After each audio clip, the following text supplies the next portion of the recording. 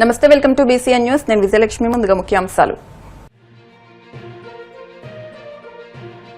కేంద్ర జలశక్తి మంత్రి సిఆర్ పాటిల్ తో ముఖ్యమంత్రి చంద్రబాబు భేటీ. గోదావరి, కావేరీ నదుల అనుసంధానంపై కీలక చర్చ.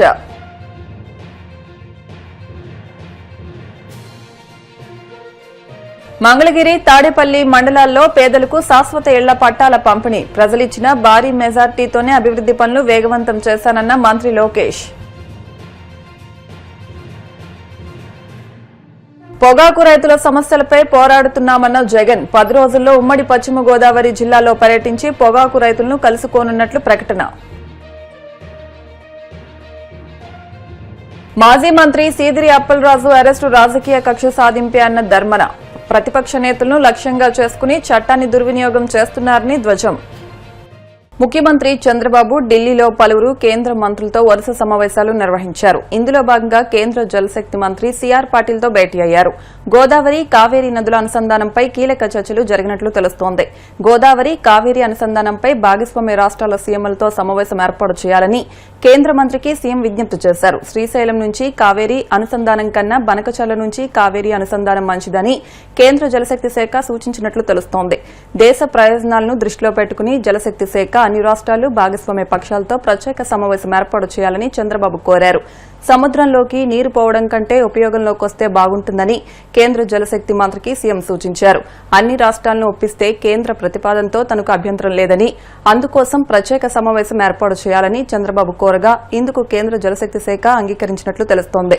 ముఖ్యమంత్రితో పాటు కేంద్ర మంత్రులు కింజారపు రామ్మోహన్ నాయుడు, భూపతిరాజు శ్రీనివాస్ వర్మ, ఎంపీలు లావు శ్రీకృష్ణదేవరాయలు, కలిశెట్టి అప్పలనాయుడు ఈ సమావేశంలో పాల్గొన్నారు. మంగళగిరి నియోజకవర్గ ప్రజల దశాబ్దాల కలను కూటమి ప్రభుత్వం నెరవేరుస్తోందని, రాష్టమంతా ఈ నియోజకవర్గం వైపు చూసేలా అభివృద్ది చేసి చూపిస్తానని మంత్రి నారా లోకేష్ భరోసా ఇచ్చారు. మన ఇల్లు మన లోకేష్ కార్యక్రమంలో భాగంగా మంగళగిరి, తాడేపల్లి మండలాలకు చెందిన సుమారు 3,000 మంది లబ్దిదారులకు శాశ్వత ఇంటి పట్టాలను పంపిణీ చేశారు. ఈ సందర్భంగా ఆయన మాట్లాడుతూ ప్రజలు తనపై ఉంచిన నమ్మకాన్ని నిలబెట్టుకుంటానని, ఇచ్చిన ప్రతి హామీని నెరవేర్చేందుకు శక్తివంచన లేకుండా కృషి చేస్తానని స్పష్టం చేశారు. దశాబ్దాలుగా మీకున్న కళ ఈరోజు కూటమి ప్రభుత్వం తీర్చడం జరుగుతుంది. నాకు సొంత అక్క చెల్లెలు లేరు, కానీ ఈరోజు మిమ్మల్ని అందరూ చూస్తుంటే నా సొంత అక్క చెల్లెలు చూసినట్టు నాకు అనిపిస్తుంది.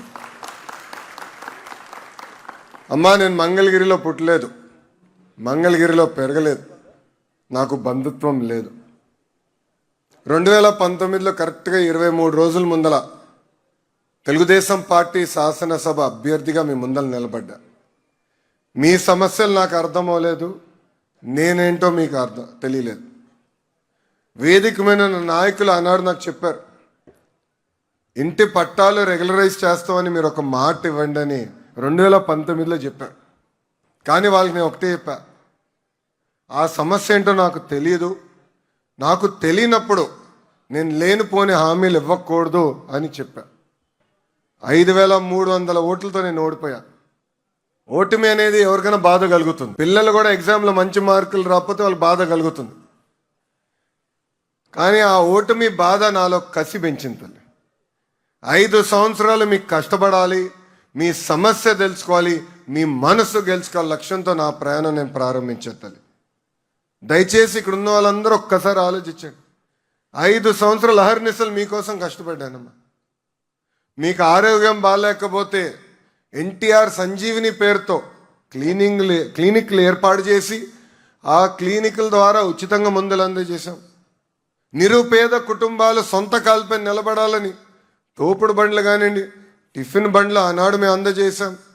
మహిళల పేరుతో, స్త్రీ శక్తి పేరుతో మహిళలకి ట్రైనింగ్ అందిస్తాం కాదు, ఈరోజు కూడా ఉచితంగా టైలరింగ్ మెషిన్స్ మేము అందిస్తాం జరుగుతుంది. ఊర్లో పెళ్లి జరిగితే బట్టలు పెడుతున్నాం. ఊర్లో ఎవరైనా చనిపోతే అంత్యక్రియలకు అయ్యే ఖర్చు కూడా నాడు అంటే 2019 నుంచి ఇప్పటి వరకు కూటమి ప్రభుత్వం అందజేస్తుంది. ఇంకో పక్కన ఊర్లో కూర్చోవాలి, చెట్టు కింద కూర్చోవాలంటే బల్లలు కావాలని ఆనాడు మీరు అడిగారు. సిమెంట్ బల్లలు కూడా తెలుగుదేశం పార్టీ తయారు చేసి ఊర్లో ఏర్పాటు చేస్తాం జరిగింది. అమ్మా, ఇట్లా చెప్పుకుంటా పోతే సుమారుగా 29 సంక్షేమ కార్యక్రమాలు మేము ప్రతిపక్షంలో ఉన్నప్పుడు చేశాం. అందుకే 24 ఎన్నికలప్పుడు మీ దగ్గరకు వచ్చా. ఆనాడు మీ అందరికి ఒక మాట ఇచ్చా, ప్రతిపక్షంలోనే మీ లోకేష్ ఇంత కష్టపడితే రేపు అధికారంలోకి వచ్చిన తర్వాత ఎంత కష్టపడతారో ఒక్కసారి ఆలోచించమన్నా. 5 సంవత్సరాలు నేను అనేక ఇబ్బందులు పడ్డా. ఆనాడు అధికారంలో ఉన్నవారు అనేక మాటలు నన్ను అన్నారు, నా గౌరవాన్ని మీరు కాపాడండి, నేను ఏ మెజారిటీ అయితే ఓడిపోయినా దాని పక్కన ఒక్క 0 పెట్టి శాసనసభకు పంపించాలని ఆనాడు కోరా. ఎవరు ఊహించలా, గౌరవ ముఖ్యమంత్రి చంద్రబాబు నాయుడు గారు ఊహించలా. ఎంతమంది శ్రేయోభిలాషులు చెప్పారు నాకు, కేవలం ఒక మంగళగిరి నియోజకవర్గంలోనే కాదు 2 నియోజకవర్గాల్లో పోటీ చేయని.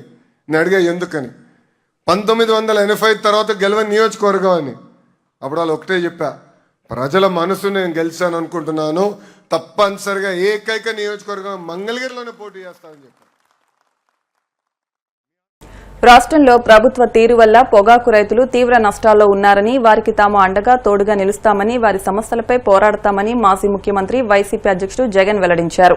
ఆ దిశలోనే 10 రోజుల్లో ఉమ్మడి పశ్చిమ గోదావరి జిల్లాల్లో పర్యటించి పొగాకు రైతులను కలుసుకోనున్నట్లు ఆయన ప్రకటించారు.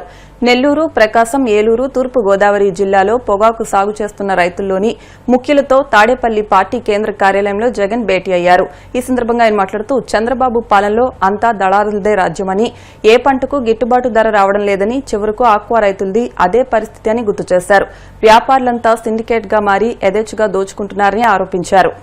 పొగాకుకు సంబంధించి వివిధ ప్రాంతాల నుంచి వచ్చిన రైతన్నలందరూ కూడా మనం పడతా ఉన్న బాధలు, మనం పడతా ఉన్న సమస్యలు, ఏ రకంగా ఇవాళకి దాదాపుగా 94 రోజులు అయినప్పటికీ కూడా వేలం మొదలై ఇవాళకి కూడా కేవలం 20% కూడా కొనుగోలు చేయని పరిస్థితులు రాష్ట్రంలో కనిపిస్తూ ఉన్న నేపథ్యంలో, మామూలుగా 100 రోజుల్లోనే ప్రక్రియ పూర్తి కావాల్సిన చోట అలాంటిది 94 రోజులు దాటినా కూడా ఇంతవరకు కేవలం 38 మిలియన్ కిలోలు మాత్రమే కొనుగోలు చేసి, అంటే దాదాపుగా పంటేమో పండిందేమో 232 మిలియన్ కిలోలు, కొనుగోలు చేసిందేమో 38 మిలియన్ కిలోలు, అంటే కేవలం 16.5% పండిన పంటలో మాత్రమే కొనుగోలు చేసిన పరిస్థితులు. ఇలాంటి పరిస్థితుల్లో నిజంగా 100 రోజుల్లో ప్రక్రియనే పూర్తి కావాల్సిన చోట 94 రోజులైనా కూడా కేవలం ఇంత తక్కువ పర్సంటేజ్ మాత్రమే కొనుగోలు చేసిన నేపథ్యంలో ఏ రకంగా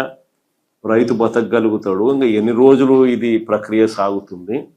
దాని అర్థం ఏమిటి అని అంటే గన మళ్ళా కర్ణాటకలో మళ్ళా సుబ్బాడన చెప్పినట్టు సెప్టెంబర్లో మళ్ళీ అక్కడ స్టార్ట్ అయినప్పుడు మళ్ళా సగం మంది ట్రేడర్లు న్యాచురల్గా అటువైపునకి మళ్ళీపోయే పరిస్థితి న్యాచురల్గా వస్తుంది. కాబట్టి అంతంత ఫుల్ స్టాప్ పెట్టే కార్యక్రమమే జరుగుతుంది.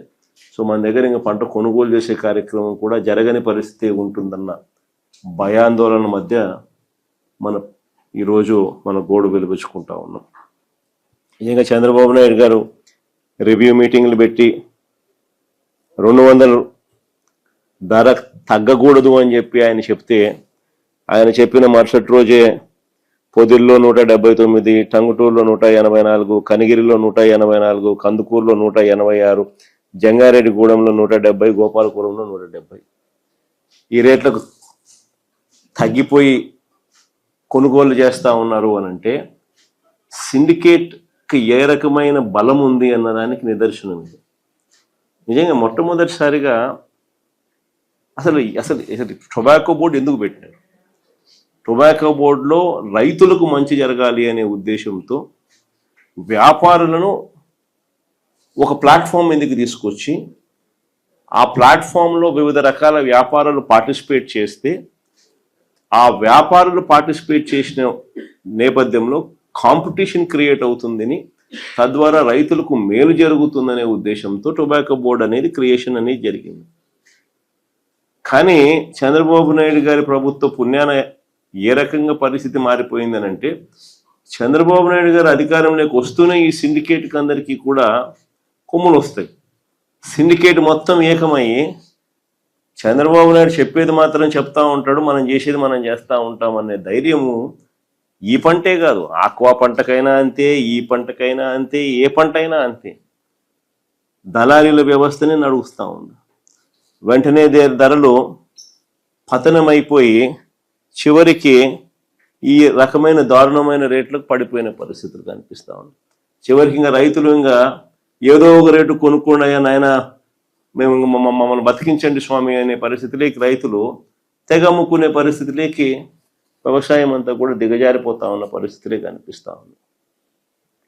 ఇటువంటి పరిస్థితి రాకూడదు అనే ఉద్దేశంతోనే, ఇటువంటి పరిస్థితి ఉంది అనే ఉద్దేశంతోనే గతంలో మనం వచ్చినప్పుడు మార్క్ఫెడ్ను కూడా కాంపిటీషన్ మొట్టమొదటిసారిగా రాష్ట్రంలో ఎప్పుడు జరగని విధంగా మార్క్ఫెడ్ను ప్లాట్ఫామ్ మీదకి దింపినాం. ఎప్పుడైతే మార్క్ఫెడ్ను రాష్ట్ర ప్రభుత్వం ప్లాట్ఫామ్ మీదకి దింపి, ఎప్పుడైతే కొనుగోళ్లలో పార్టిసిపేట్ చేసే కార్యక్రమం, ఎప్పుడైతే రైతుల తరపున మార్క్ఫెడ్ రంగప్రవేశం చేసిందో, అప్పుడు మార్కెట్లో కాంపిటీషన్ జెన్యూన్గా క్రియేట్ అయింది.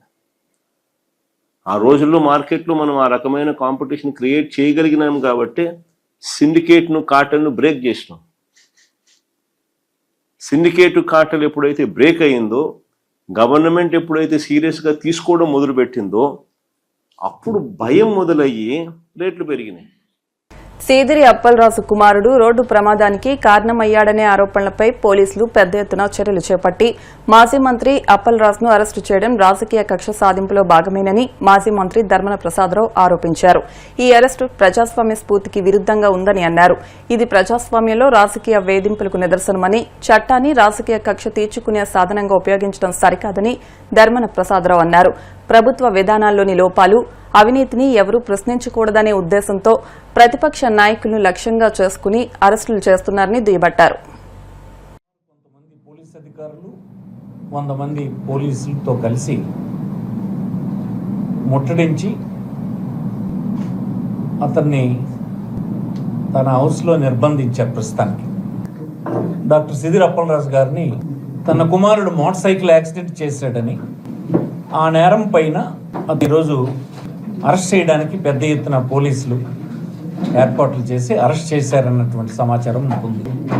డాక్టర్ అప్పలరాజు గారు చేసిన నేరం ఏంటి? ప్రధానమైనటువంటి ప్రతిపక్షంలో అతను ఉండడమేనా, లేదు గడిచిన కాలంలో వైఎస్ఆర్ కాంగ్రెస్ పార్టీ ప్రభుత్వంలో మంత్రిగా ఉండడమా, లేదు మీరు చేస్తున్నటువంటి అడ్డగోలు వ్యవహారాల్ని ప్రజాస్వామ్యంలో తనకున్నటువంటి అవకాశాల మేరకు ప్రజలకు తెలియజేసి చైతన్యవంతుల్ని చేసేటువంటి కక్షతో మీరు చేస్తున్నారా? ఇది చాలా విడ్డూరంగా ఉంది ఈ అరెస్ట్ అని ఈ సందర్భం మనం చేస్తున్నాం. రాష్ట్రంలో సుమారు ప్రతిరోజు ఒక 100 యాక్సిడెంట్లు జరుగుతాయి. అనేక ప్రాంతాల్లో జరుగుతుంటే మనం చూస్తుంటాం. చట్టం ప్రకారం వారిని అరెస్ట్ చేస్తారు పోలీసులు. పోలీస్ స్టేషన్లో 41 నోటీస్తో వాళ్ళని విడుదల చేస్తారు. ఫర్దర్ కోర్టులో ట్రయల్ జరుగుతుంది. చట్టం దాని పని తను చేసుకుపోతుంది. ఇతను వైఎస్ఆర్ కుటుంబానికి చెందినటువంటి వ్యక్తిని, అతను అప్పలరాజు కొడుకే చేశాడని అతని పైన హత్యానేరం మోపి తన కుటుంబంలో ఉన్నటువంటి ఇతర తండ్రిని కూడా ముద్దాయించేసి హింసించే పని చేస్తుంది. ప్రజాస్వామ్యంలో ఇది తగునా అని అడుగుతున్నాను నేను. 80 సంవత్సరాలుగా రాజకీయాల్లో అన్ని వర్గాలకు చట్టసభల్లో ప్రాతినిధ్యం ఉండాలని ఒక మత్స్యకారుడికి అవకాశం ఇచ్చి అతని క్యాబినెట్లో కూడా తీసుకొని రాష్ట్ర వ్యాప్త మత్స్యకారుల సమస్యల్ని బాగా అవగాహన చేసుకుని పనిచేసే శాఖకు అతను నియమించి ఈవేళ 8 పోర్టులు రావడానికి పరోక్షంగా ముఖ్యమంత్రి గారి తర్వాత కారకుడైనటువంటి ఒక వ్యక్తిని మీరు సింపుల్గా మోటార్ సైకిల్ యాక్సిడెంట్లో తీసుకెళ్లి అరెస్ట్ చేస్తున్నారు. తన కొడుకునేమో హత్యానేరం కింద జైల్లో పెట్టించారు. ఇదే టీడీపీ నాయకులు వారి పిల్లలు చేసినటువంటి కేసుల్లో మోటార్ సైకిల్ యాక్సిడెంట్లో మీరు ఎలాగనే చేస్తున్నారా? మేము ప్రశ్నిస్తున్నాం. ప్రభుత్వాన్ని ఎవరు లోపాలని, విధానాల్లో ఉండేటువంటి డొల్లతనాన్ని, అవినీతిని ఎవరు ప్రశ్నించొద్దని మీరు అనుకుంటున్నారా? ప్రశ్నించినటువంటి వారందరినీ జైల్లో పెడతారా? చీఫ్ మినిస్టర్ కుమారుడు లోకేష్ వయసులో అతనికి అనుభవం తక్కువ. ఒకసారి ప్రభుత్వం వస్తే ఆ ప్రభుత్వం 5 సంవత్సరాల కాలమే ఉంటుందని, ప్రజల తీర్పు ద్వారా మళ్ళీ ప్రభుత్వాల్లోకి రావాల్సి ఉంటుందని. ఇప్పుడు కాసేపు ప్రకటనలు.